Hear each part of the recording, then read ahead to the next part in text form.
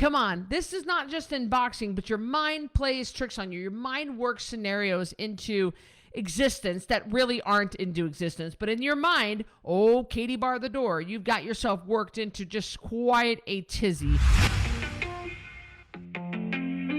I'm Cristy Code Red, and you're listening to Rebel Weight Loss and Lifestyle, where we believe food holds the power to heal or poison, and we believe our society has been misled regarding proper nutrition and weight loss. You're in the right place if you're looking for some straight up truth, because I'm here to shed light on the lies and brainwashing that has taken place over the past 5 decades. Thanks so much for listening. Welcome back to another episode of Rebel Weight Loss and Lifestyle. I'm your host, Cristy Code Red, author, entrepreneur, retired professional boxer. And I say this, a lot, but you need to know how much that I appreciate you coming here and being here and listening and watching and commenting and reviewing and sharing. And I just, without you, there is no podcast. I can tell. I mean, I know these stories. I know what I'm saying to you. And yeah, it does help me when I re-listen. I don't know if you think this is weird or not, but sometimes I do listen to my podcast because it helps reiterate what we believe in. And it also helps me to look for mistakes I made and improvements I could make. So thank you for being here. And today we're talking about the first round is always the hardest. Let me take you back to my boxing days, 2002 to 2010. I was a federally licensed professional boxer. I was licensed in many states. I fought 15 pro fights all over the world, 2 world titles, 5 knockouts. I have never been knocked out or knocked down. I fought at 154 pounds, but I also fought as low as 149 pounds at Madison Square Garden. I was the very first female to ever be allowed to fight professionally in China. Right before the 2005 Olympics or 2006, I did my big world title fight there, and really have had a successful career. I never intended on becoming a professional boxer. I just did it at first as a fun class. And then when a boxing coach was watching me through the window, he said, hey, you have a propensity for this whole boxing thing. And now that I'm a coach, I understand some people just get it easier than others. And I just got it a little easier than others. And he said, you should fight. And I was just like, whatever. I was in college full time, trying to pay my way through nursing school, broke as a joke. And when he said you could earn money fighting, that's when my ears perked up and I said, I'm sorry, what? Could you speak into my good ear? Did you say earn money? And that's what I started doing. I think my first fight paid $500. Yeah, maybe it was 15. I don't know. I think it was like $500. It was really, and I had no idea what I was getting into. I had no idea what it was going to be like. I had no idea my career would last 8 years, 4 different boxing coaches, and I never knew I would travel the world as a professional fighter. There's something you should know about boxing, a couple of things you should know, and I don't think that probably anybody here listening has ever, I know I don't have any professional boxers listening to my podcast. I really don't think I do, but if by some small chance you're a professional fighter, not taking a kickboxing class down at your local Y to the music that's, what have you done today to make you feel right? Not that. Okay, not a cardio kickboxing. I'm talking about a federally licensed professional fighter. If you are listening to me and you're one of those people, then you're going to totally relate to what I'm getting ready to say. But I don't think I have any professional fighters that listen to me. Let me tell you a little something about boxing. Boxing is a business just like any other business. It's all about the money. It's very little about the fight. It's about the money. It's about the fan base. It's about keeping the fans happy. It's about showmanship. It's about marketing. It's about how many butts can you get in the seats? How many tickets can you sell? Because the butts in the seats not only equal ticket sales on the front end, but the back end, you've got beer sales, concession sales, you've got product sales, from whatever fighter is selling a certain t-shirt or whatever. There is so much money in boxing. Now, not as much as there used to be. Now it's about UFC. And I don't know anything about UFC. I've trained a couple of UFC fighters, but only on their boxing, their stand-up game. But I don't know a lot. And I was a guest judge one time at a UFC fight in Atlanta, Georgia.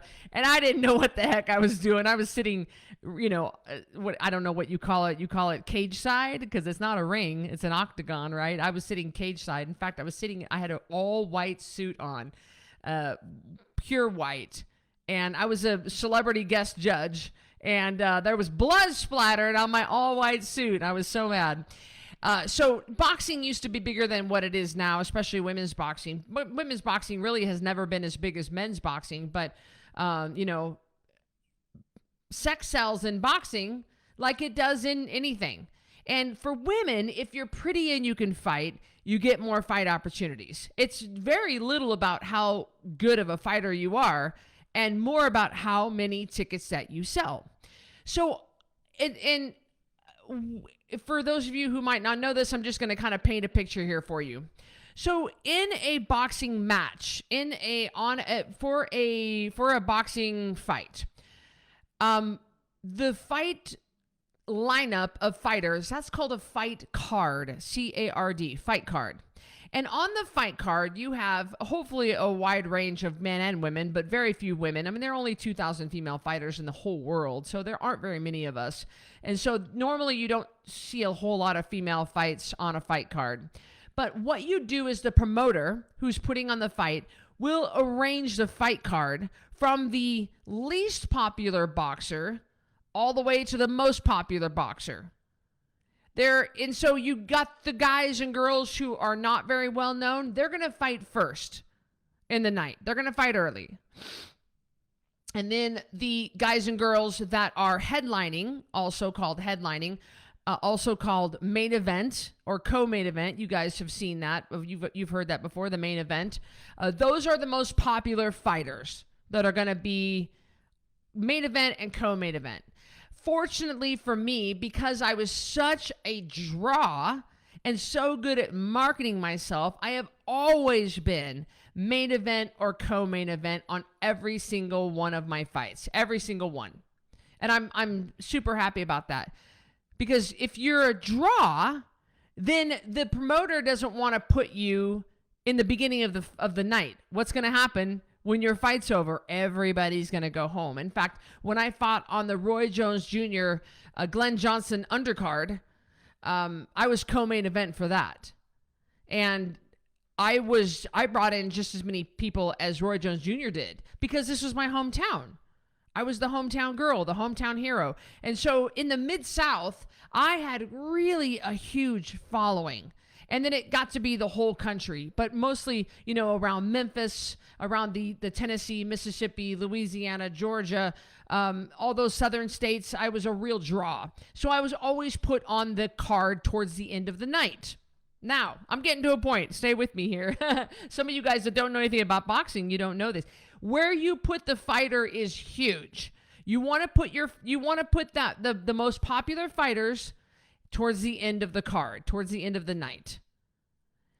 You want to put the least popular boxers at the bottom of the card to fight first because nobody really cares about them. You fight, nobody's really there. It's kind of an empty arena. But, of course, every boxer has to start somewhere, and you don't care. I mean, it's a federally licensed fight. You are there. That's going to go on your permanent record. So you fight. You always fight your best no matter where you are on the card.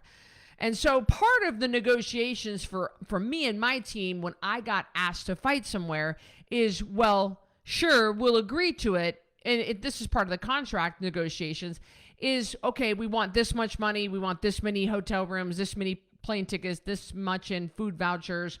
We want the weight to be this. We want to come in on this day, leave on this day. And we want to be main event or co-main event. We want to be second to the last fight of the evening or the last fight of the evening. And so that's always part of the negotiations. No fighter wants to be the first one to fight because there's nobody really there. And the fight starts early in the evening and nobody really cares and nobody's there to cheer. And it's really hard to fight when there is no crowd, So just painting you a picture of when, by the time a co-main event or a main event fighter gets in the ring, the crowd is nice and drunk. They are rowdy. They are fired up. They are excited. I mean, the anticipation has been building for hours. I mean, a fight could easily start at 6 or 7 p.m. and the main event fighter wouldn't come on until 11 p.m. Easily. That's why it's so nice to fight at casinos, because they have that 24-hour buffet and you're so hungry after a fight and you don't care. You're going to eat at 1 o'clock in the morning with your team. Nobody cares. So towards the end of the night, they bring in the main event fighter. So, this builds anticipation not only in the crowd, in the fighter as well. It is nerve-wracking.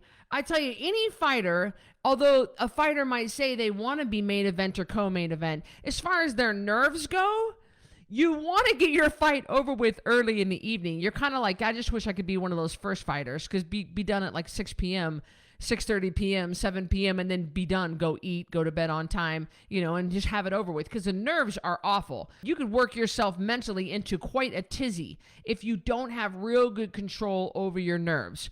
And all this just builds up because your mind, come on, this is not just in boxing, but your mind plays tricks on you. Your mind works scenarios into existence that really aren't into existence, but in your mind, Katie bar the door, you've got yourself worked into just quite a tizzy over something, and you're painting these scenarios in your mind that just have nothing to do with anything. They've never happened. They're not true. They're lies. But in your mind, you've just like, that's what worrying is. Worrying is it's stupid. It's stupid. And that's what happens. A fighter, the hardest thing I think about fighting is just waiting in the dressing room, waiting for your fight to start. It's awful. It's so awful, you guys. So you get into the ring, you receive your instructions. Everybody's in the ring. You get into the ring.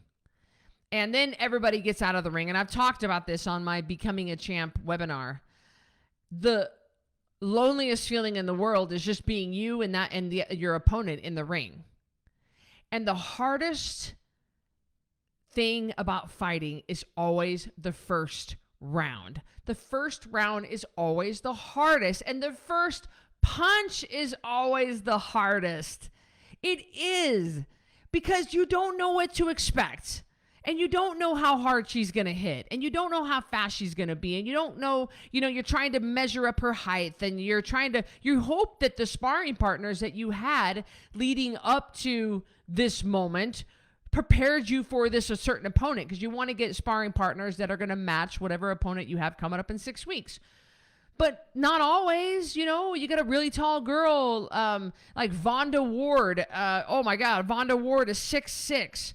A basketball player from Vanderbilt that turned fighter. Oh my gosh, nobody wanted to fight Vonda Ward. So you might have some awkwardly tall or awkward, and you just don't know. You don't know. And the first round is always the hardest. And then, ding, ding, ding, the bell rings, the opening bell rings, you get out for the first round, and you get that first round, you're fine. You're fine. You get the first hit, the first round, everything's over. You land a couple of punches, you find your rhythm, you find your groove, and you're fine. But man, that first round is a killer. It's just where all the nerves, everything in your mind, the scenarios, everything, the crowds are screaming, they're throwing beer cans into the ring. They're just, the music, the noise level in an arena is deafening. I mean, it's absolutely mind numbing. And you've just got to revert to your training. The first round is always the hardest. We do not believe in exercise as a way to address a weight problem. Exercise has nothing to do with weight loss, and it will not make a hill of beans difference in your weight loss. I don't care what you say. I was a fat athlete. I've trained and I have worked with plenty of fat athletes. I've been to CrossFit gyms all over this world, and there are fat athletes, loads of fat athletes in these CrossFit gyms. So if exercise worked, you would not be fat to begin with. The whole paradigm of eat less and move more, it's flawed. It's flawed. Well, I just need to hit the gym harder. No, you don't. It's 100% diet related. But when you get to our maintenance program, we do transition you into an exercise program. We want everybody doing daily cardio, and we want everybody doing daily weightlifting. It's not required in my maintenance program. It's just heavily suggested. It's heavily encouraged for everybody, no matter who you are. We don't say you have to lift X amount of weights. We want you can do this. You don't even need a gym. You can do body weight if you want, but you've got to work on your strength. The amount of muscle that you carry on you as you go into old age is directly related to how smooth your later years are going to go. All right. How many injuries, how you're going to handle viruses, how you're going to recover from things. You've got to carry a goodly amount of muscle going into old age. And we believe in maintenance that this is key to keeping your weight off. So in my maintenance program, we really encourage people to lift weights and to do their daily cardio. And I have been a gym goer for 25 years. I love the gym. I really do. I love the gym, and I love muscular chicks. I've told you guys this before. I love muscles on a girl. And I had a lot of muscles for a girl. I had 118 pounds of muscles on me. I don't even know what my muscle mass is now, but I was in the top 1% of all females in the United States for just carrying just loads and loads of muscle. And I've had myself professionally checked, and I have always prided myself on being a good athlete. I was an elite level cyclist coming out of my boxing career, and I've just always been very good at athletics. I love the gym. I love CrossFit. I like doing yoga. I like a wide variety. I love lifting weights. I love the way my body looks when I lift weights. I like to keep myself lean and strong, and I like having rippling muscles that stick out even when I'm relaxed. But here, not so very long ago, I went through this weird phase where I didn't want to go to a gym. And I would do my exercises at home with my body weight only, which is not good enough for me. But I was doing it.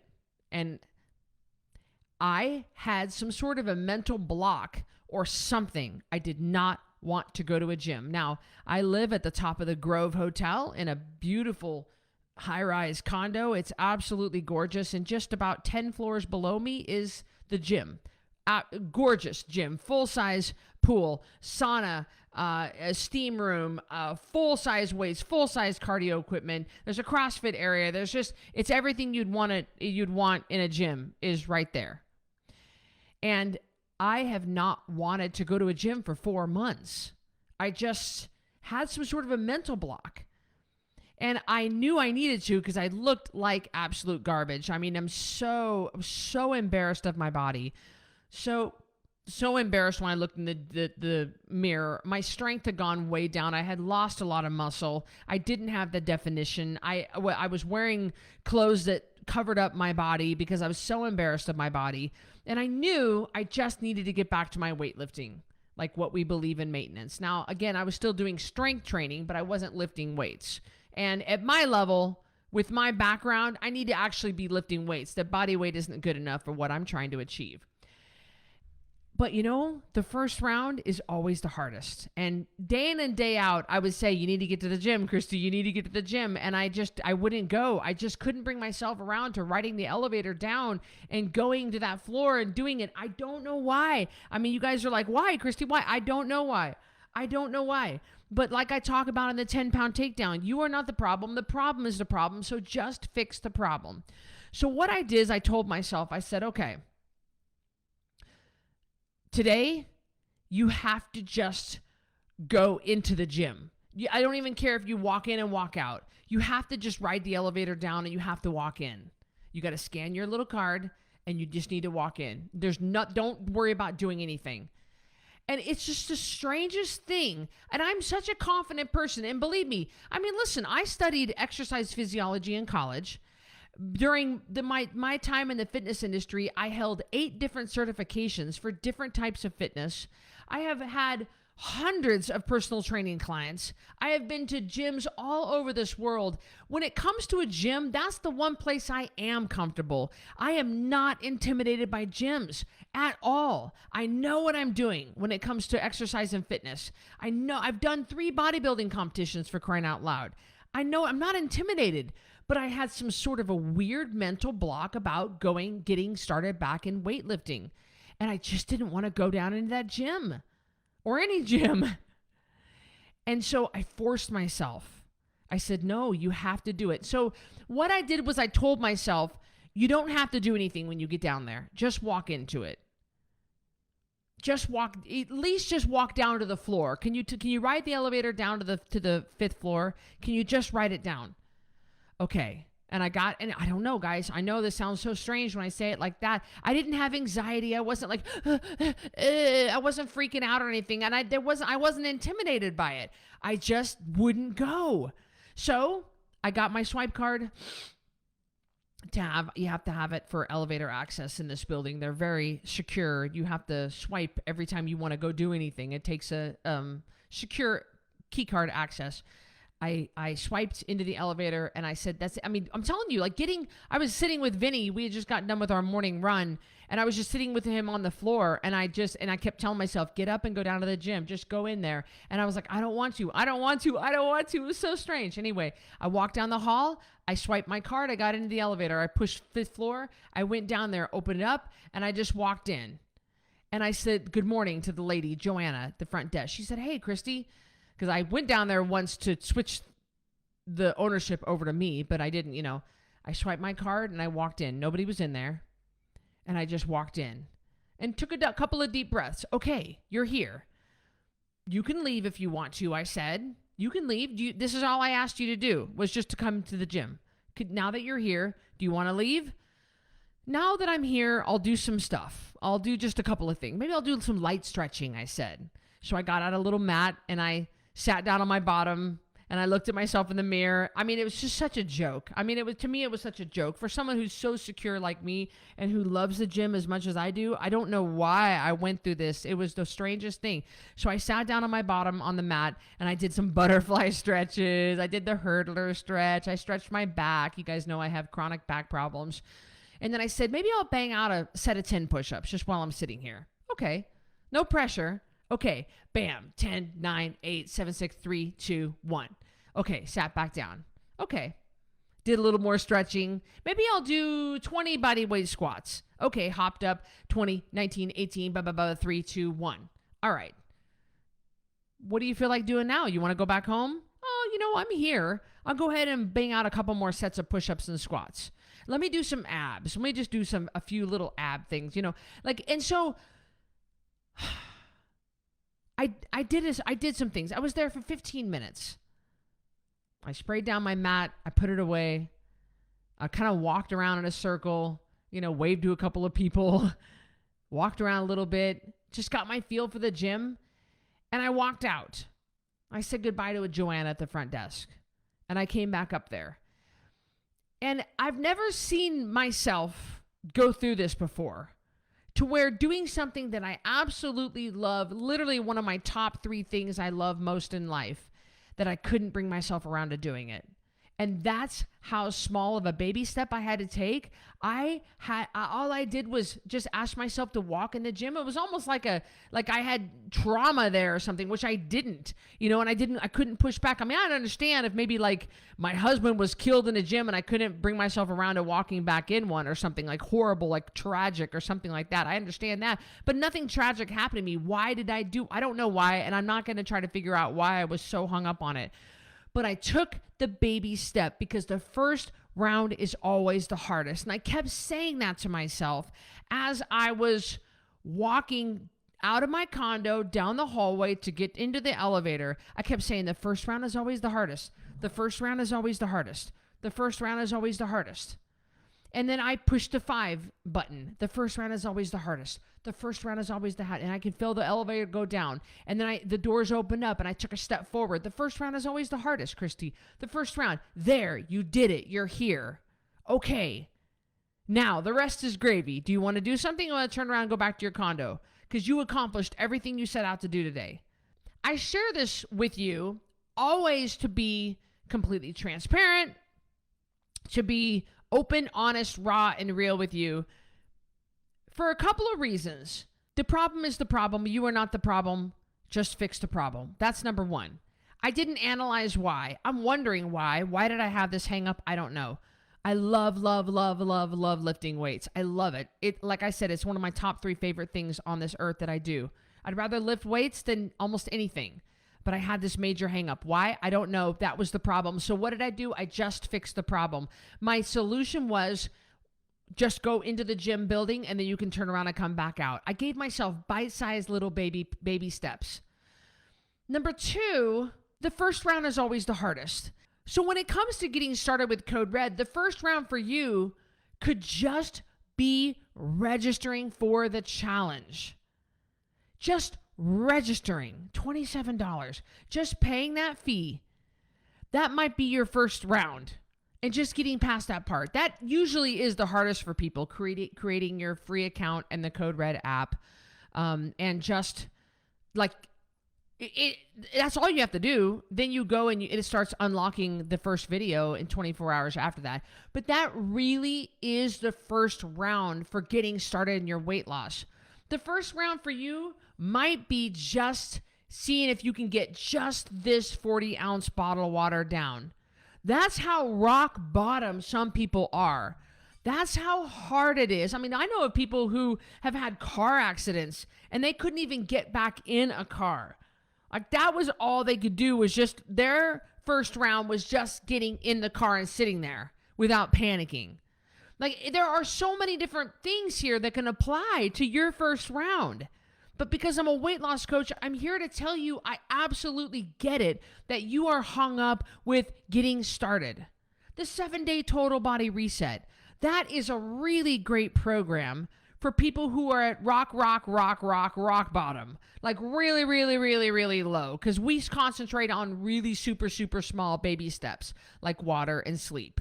Like we really take it down super granular, like really little tiny baby steps, really small. Just like what I did, you guys. My baby step was just walking to the elevator. Then my baby step was pushing the number 5, and my baby step was walking into the gym. And I gave myself permission to turn around and walk out if I wanted to.